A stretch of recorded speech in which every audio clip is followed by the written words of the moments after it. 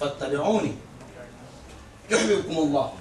خداوند عالم فرما رہا ہے کہ اگر تم لوگ یہ دعویٰ کر رہے ہو کہ چاہتے ہیں خدا کو تو رسول کی اتباع کرو, خود بخود خدا تمہیں چاہنے لگے گا. تو اتباع رسول کس طرح سے؟ آیا اتباع رسول صرف زبان سے ہوگی؟ یہ زبان سے نہیں ہوگی کہ جب تک زبان سے اقرار نہیں ہوگا ہم کیسے پہچانیں گے کہ یہ مومن ہے یہ کافر.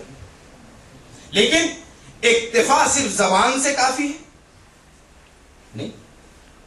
زبان تو ایک آلہ کار ہے کہ جو دل کی ترجمانی کرتی ہے. تو یہ بظاہر ترجمانی ہو رہی ہے دل کی جو زبان کر رہی ہے. اب صحیح معنوں میں اگر زندگی کو دیکھنا ہے, پیروی کو دیکھنا ہے, تو اعضاء و جوارح کے ذریعے سے دیکھنا ہے کہ آیا اعضاء و جوارح کے ذریعے سے بھی انسان ثابت کر رہا ہے کہ میں مسلمان ہوں یا نہیں.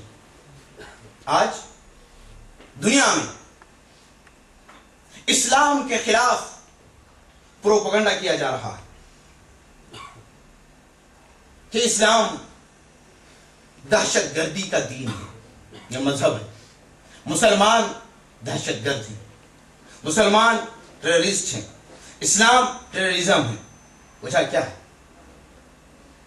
کبھی ہم نے سوچا, کبھی ہم نے اس پہ غور کیا؟ یہ تو ہوا ہے کہ وہ لوگ کہہ رہے, تو آیا وہ بغیر کسی دلیل کے کہہ رہے ہیں کہ مسلمان دہشت گرد ہیں یا اسلام دہشت گردی کا ملک ہے, یا کچھ ایسے افعال مسلمانوں کے انہوں نے دیکھے ہیں کہ جس سے وہ کہہ رہے ہیں؟ کیا وجہ؟ ہم نے ہر چیز کو اپوزیشن پہ ڈال دینا سیکھا, مد مقابل پہ, کہ کوئی بھی چیز ہوئی بھائی ان کا کام ہی یہی ہے کرنا ہے, ان کا کام ہے ہماری مخالفت کرنا, ان کا کام ہے مسلمانوں کی مخالفت کرنا, ان کا کام ہے اسلام کی مخالفت کرنا. آیا ہم نے کبھی اپنے اندر جھانک کے دیکھا کہ کوئی ایسا ویک پوائنٹ تو ہم میں نہیں ہے کہ جس کے ذریعے سے یہ لوگ ہم پہ حملہ کر رہے ہیں؟ ضرور ہم میں وہ ویک پوائنٹ ہے, کمزوری ہے کہ جس کے ذریعے سے وہ لوگ ہم پہ حملہ کر رہے ہیں. اور اسلام پہ, مسلمانوں پہ اس طریقے کے الزام لگایا جا رہا ہے. جہاں اگر اس قسم کے فتوے نکلتے رہیں کہ مدرسے میں جاؤ, اسکول میں جاؤ, ننھے بچوں میں خود کو بم باندھو اور وہاں پہ جو ہے کیا دہشت گردانہ حملہ کرو, خود بھی مر جاؤ اور بچوں کو مار دو, یہ اسلام کہاں سکھاتا ہے؟ اسلام سلم سے ہے. اسلام نے کہا کہ اگر غیر مذہب کا بھی تمہاری حکومت میں, اسلامی حکومت میں آ جائے اور وہ کہے کہ میں جزیہ دینے کے لیے تیار ہوں, تو اس کا خون مسلمان کا خون, اس کا مال مسلمان کا مال, اس کی عزت مسلمان کی عزت. یہ ہے اسلام. اسلام کسی کی جان کو اس طرح سے نہیں. من قتل نفسا بغیر حق کانما قتل الناس جميعا, کہ جس نے بغیر حق کے کسی ایک آدمی کو قتل کیا اس نے تمام انسانوں کو قتل کیا. یہ اسلام کہہ رہا ہے. دیت, قصاص اسلام نے کس لیے رکھا؟ آج بعض لوگ یہ بھی اشکار کرتے ہیں کہ بھئی یہ کیا ہے اسلام, کیا قتل پہ فوراً قتل کر دو؟ یہ قصاص, یہ احکام دیت کے جتنے بھی ہیں یہ کیا ہیں کہ اسلام نے کہا کہ جہاں پہ معاشرے میں اور اسلامی حکومت میں اگر کسی نے کسی آدمی کو قتل کر دیا عمدن جان بوجھ کر, تو اس کا قصاص یہ ہے کہ اس کو قتل کر دیا جائے گا, قاتل کو.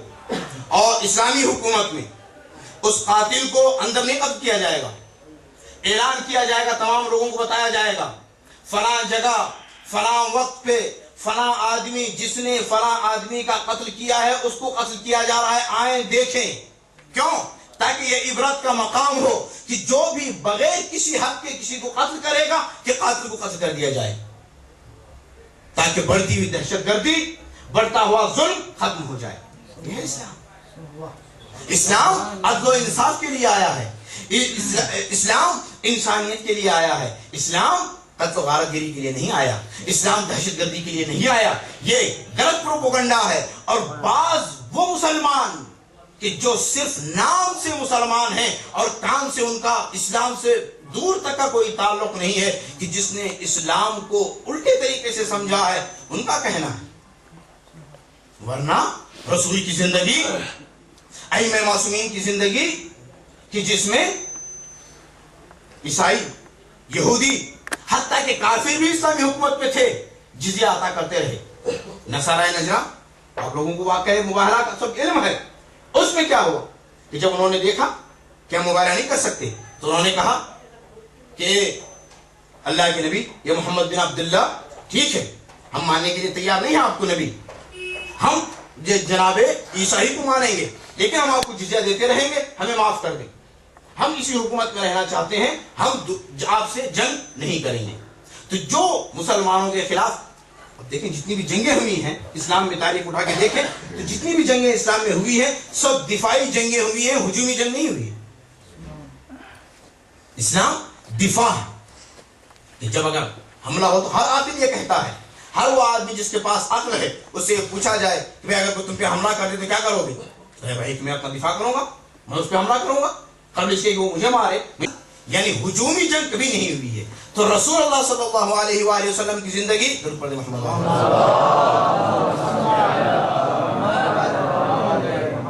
کی زندگی رحمتوں، مہربانیاں اور اخلاق رسول۔ اگر بچہ بھی رسول کے پاس چلا آتا تھا تو